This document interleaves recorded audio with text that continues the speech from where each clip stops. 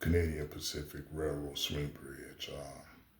It's built in 1899, and it's a lattice truss swing bridge with the approach truss beam, and it was replaced by a rolling lift bridge in 2013, and it crosses the Fox River, located in Oshkosh, Wisconsin, right? And so, yeah, I'm gonna show you the actual bridge. See, that's the actual bridge right there. It's being replaced. You see the crane? They're about to remove this swing bridge, and then it's about to, you know, put in a rolling lift bridge. And so,